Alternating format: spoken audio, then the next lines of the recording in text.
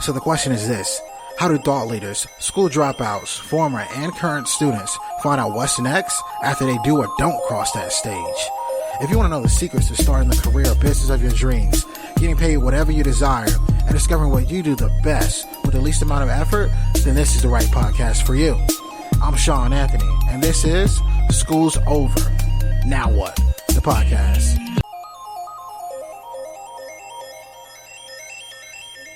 Welcome back to School's Over. Now What? The podcast. Guys, today on this episode, we interview Mikey Taylor. He's a pro skater and a serial entrepreneur. He co-founded and sold Saint Archer Brewing for over $40 million. Guys, the greatest thing about this interview is that we truly get Mikey to open up about his success, but also his failures. And we'll learn a lot about him. But most importantly, we'll understand you don't always get to the top easy. You're going to have to go out here and grind. And when you go out here and grind, you're going to realize something real quick. Nobody's going to give you what you want.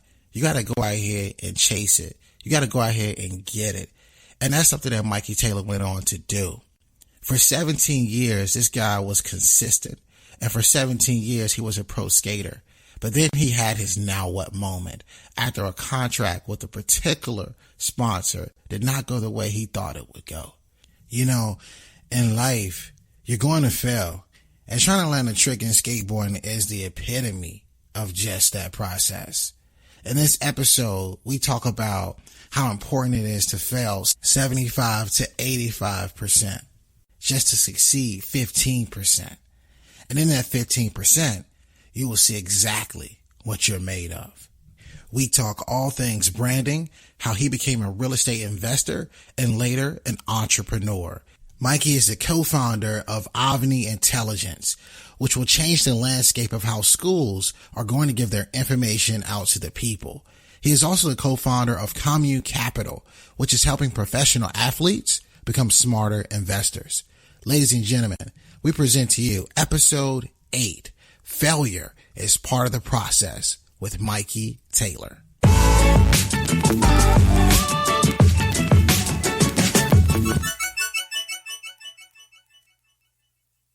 We just want to welcome you to School's Over. Now What? The podcast. And we're just so excited to have you as a guest, man. Hey, I appreciate it. I'm happy to be here as well. Perfect. So take me back to that kid on a skateboard on the West Coast. Oh, how far back do you want me to go? Like in the very beginning? Yeah, man. Let's go. Dude, very beginning, it was, I was 13. I saw like one of my friends got a skateboard and I just wanted to fit in and be cool. So I got one also and just kind of fell in love with it. I tried playing like team sports before that. And for me, it was like the first thing where I wasn't like competing with other people. It was more like I was kind of competing with myself, even though I wasn't even competing. I was like progressing, I guess. And something about that, like it just being mine and my battle, really kind of resonated or grabbed me. And from the second I got that skateboard, I think I rode it every single day for the next 20 years. Wow. That's incredible. Yeah. So you just wanted to fit in with your friends. And so when did you realize, okay, I'm actually good at this and I might be able to do something with it? So 13, I started skateboarding. Around 16, 17, I started getting pressure from my mom to get a job. And I wasn't ready for that, man. Like I still wanted to ride a skateboard, right?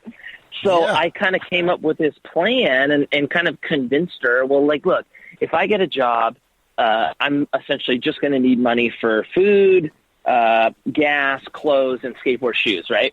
Yeah. And so I was like, look, if I can get sponsored, right, I can get all this free product. I won't need clothes. I won't need shoes. I won't need skateboards. And I should, in theory, have enough left over to sell that, like, I'll have some money to eat and whatever, right? Yeah. And I think she thought, like, it was such this, like, grand, like, there's no way this could ever happen. She, like, agreed to it. And then I was kind of on this, like, okay, I need to get sponsored at all costs because I don't want to stop skating, right? So, like, I made all these sponsor me tapes and sent them out to all these sponsors. No one called me back, made, like, another sponsor me tape, sent all those out. And from the point of me like going down this mission, it was like probably 7 months after I had like 3 sponsors, and a shoe sponsor, clothing sponsor, skateboard sponsor. And, I think like I felt like I was living the life, man. I was like, I probably had like an extra $300 a month to like, eat, and I was skating every day, and it was all good. And that's at the point where I was like, I didn't think I could go pro at that point. I was just like, I think once I realized that like I could work at something and like it paid off, then it was just like, okay, I can essentially do whatever I want. I just gonna have to go through it to get it, Yeah. So you're at this point and you're like, okay, I am not trying to go to school. I have to get these sponsors. What is your biggest advice to somebody right now that, they want to go pro, they want to be that star athlete? What's your biggest advice for them to get sponsors? Oh man, you know what? For me, I think it's always been, I think like no matter how like big the vision is or how unachievable it feels, I've always found my success coming from that I've always been willing to put in however much work I needed to make it happen, and it always had in one way or another. Right. So like, I think for me, I've just never got like, you're a kid from like the middle of nowhere. You think you're going to be a pro skateboarder. No one can do that. 2% of people do it. That never even crossed my mind. It was just, what's my goal? And I'm going to do everything I possibly can to make that happen. And it's always worked out that way for me. Gosh. So you start focusing on this goal. And, one thing that I have noticed that's so relatable, just with your story, so many times, people fail. And I can only imagine the countless many of times you've done a trick and it didn't go the way you wanted to go. And it relates so much to our audience of people who try different things, whether it's a new job or a new opportunity. What can you speak to as far as failure, and what have you learned from it? Okay. So that is such a great question. And I think failure is the reason why people don't become what they want to be, right? For skating, and most people don't know this, but for us, everything comes down to these video parts, right? We spend about 2 to 3 years filming a video part of us that is essentially 3 minutes of compiled footage of us skating, right? Yeah. And when we go out to do these videos, it usually takes between 2 to 3.5 hours to land one trick, right? And usually we're jumping downstairs, we're jumping on handrails. So every time we mess up, it fucking hurts, right? Yeah, absolutely. So we get into this kind of routine that I'm going to fail for 3.5 hours. I'm going to fail. It's going to hurt. Everything about what I'm doing, my body is telling me, do not do this anymore, right? Everything is saying stop, and we have to push through all that failure to then land the trick one time, right? So we basically spend 3.5 hours of failure and pain to land the trick. It's a 3-second clip in our video part, right? Yeah. And so we get so used to failing more than we succeed that it just becomes, I think, very natural for us to just failure as part of the process instead of, building up failure into this like, oh my God, I could never feel failure. That means I'm kind of not doing it right. And essentially it's why I think skaters, having gone through like the process of learning how to skate, it makes it really easy to step into other things because you're just comfortable with failure. It's part of my life. I just know I'm going to fail 75, 80% of today to achieve that 15%, Absolutely, man. And one thing I noticed too is that, as you take on challenges, you're going to fail regardless. So when you fail, what I like the most about skateboarders is that it's a constant battle of getting up, trying again. And that relates so much just with anything that you do in life, just in general. Would you agree with that? 100%. 100%. So you have a great, fantastic career. I mean, and our audience is very familiar with, your career in general. And what is it, like almost a 2-decade run in pro skateboarding? Yes, it's been a good run, man.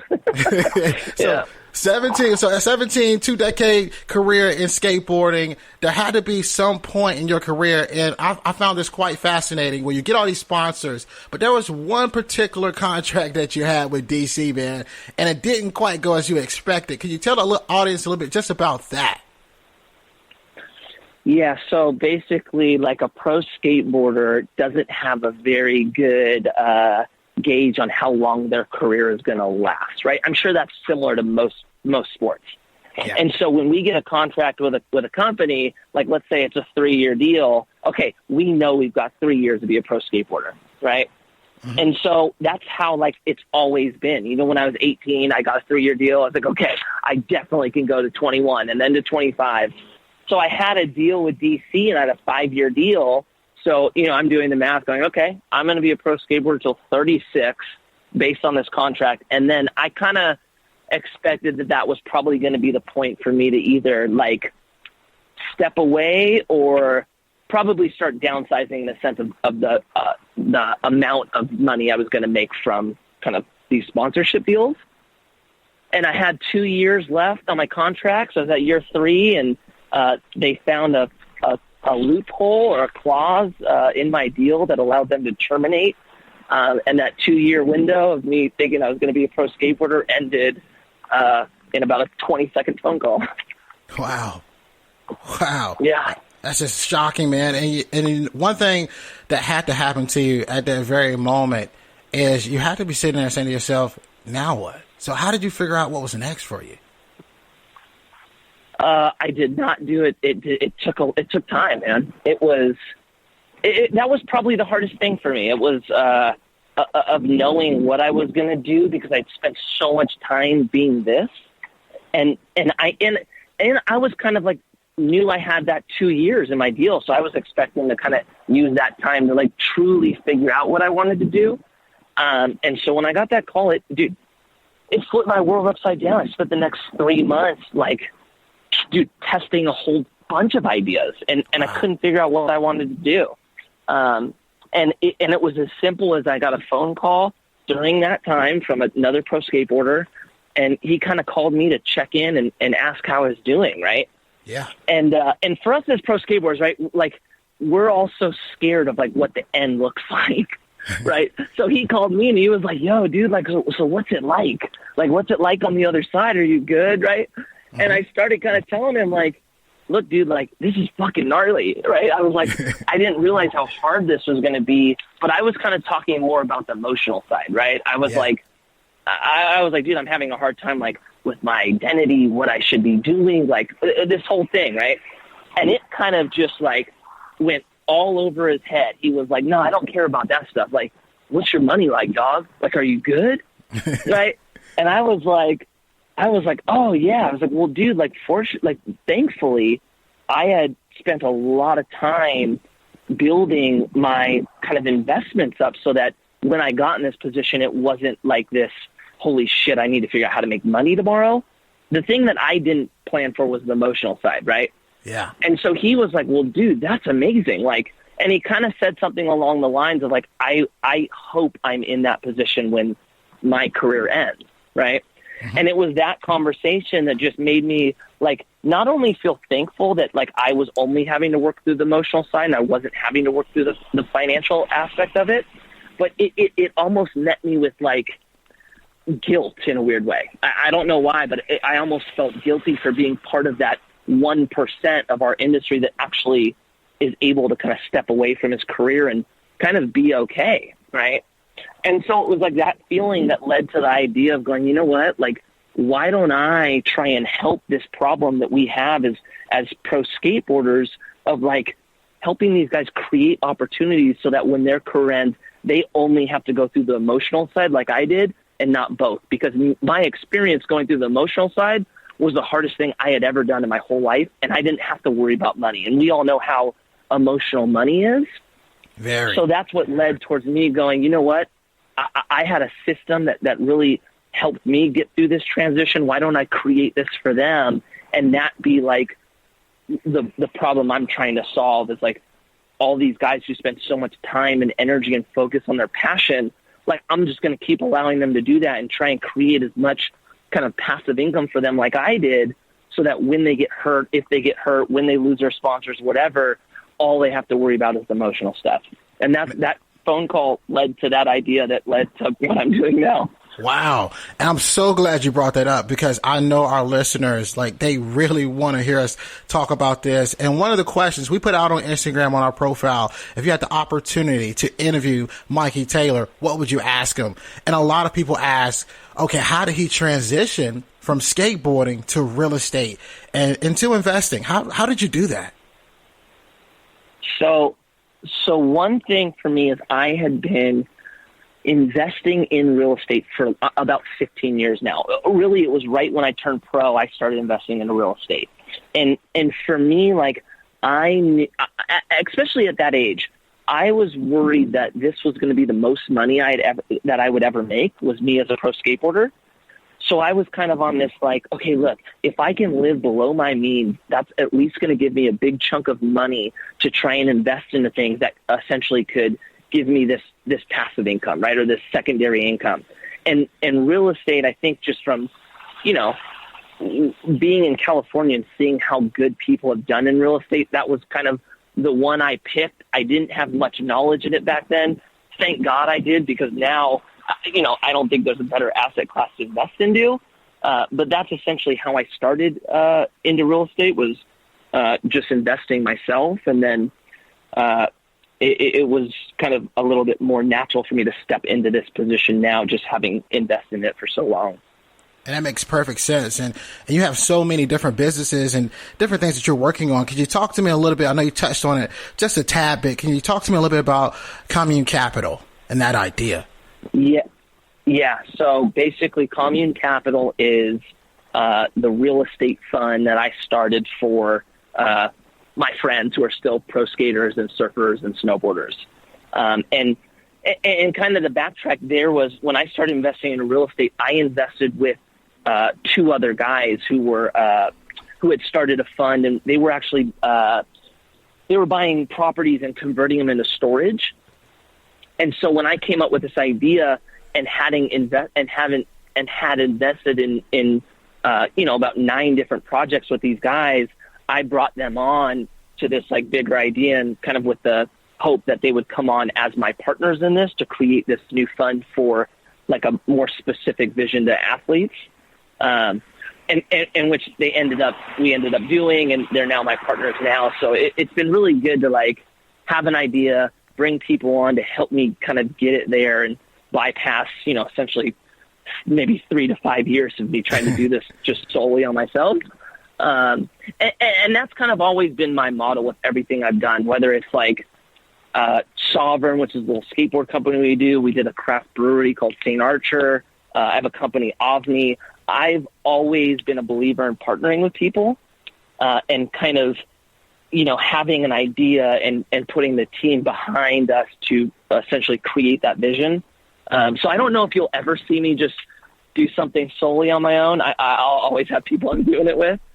And that's essentially how I kind of got here with Commune.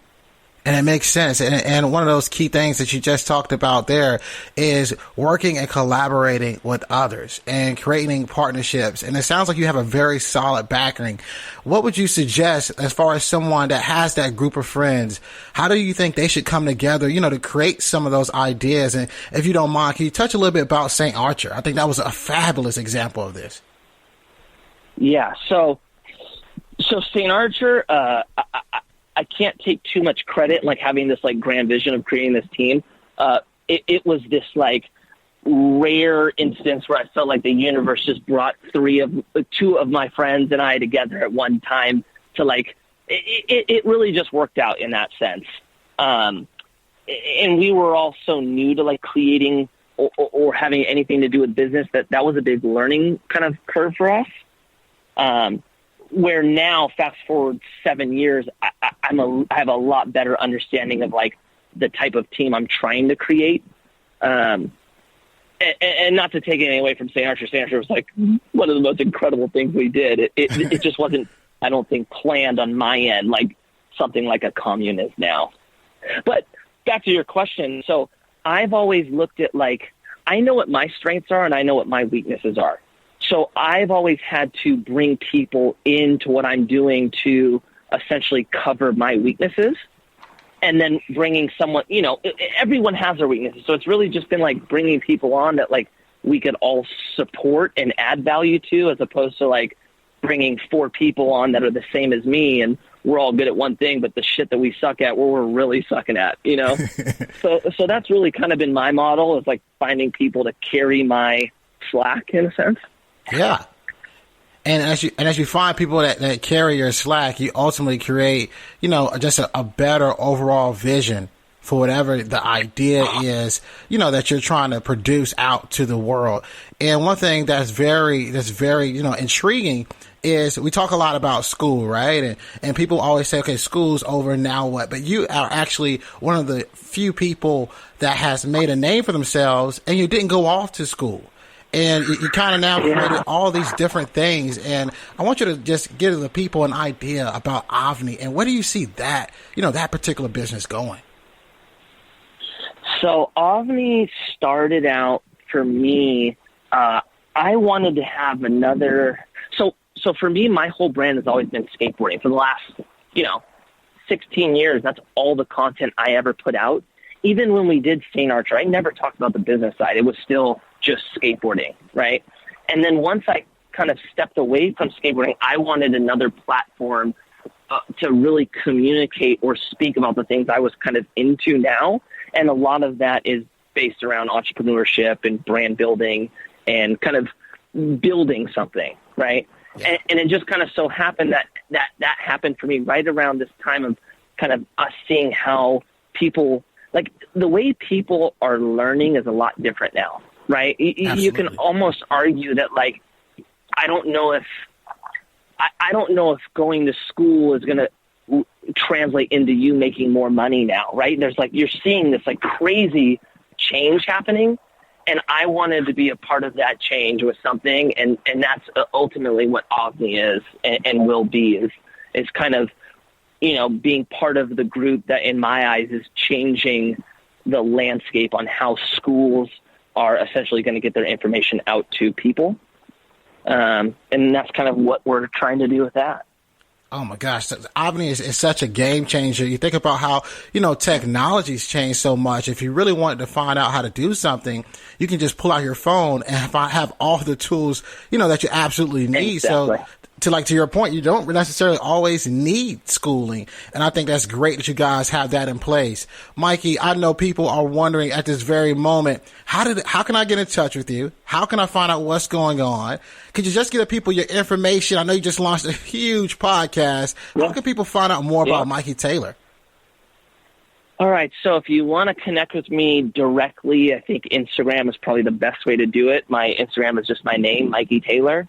If you want to kind of see what we have going on with our podcast, it's Avni, AVNI, Intelligence.com, or you can find us at Instagram, the same handle. If you want to get a hold of me with anything that does with real estate, you want to learn about real estate, you want to invest in the projects I'm investing into, you can do that all at CommuneCapital.com. That's perfect, man. And I got to ask you the question we ask each and every single one of our guests. For that particular person that's home right now, that either is a former college student, just dropped out, or just wondering, school's over, now what? What is the best advice that Mikey Taylor has for that person? Oh, man. I would say the best piece of advice I have that I kind of really follow is you have to create action in yourself.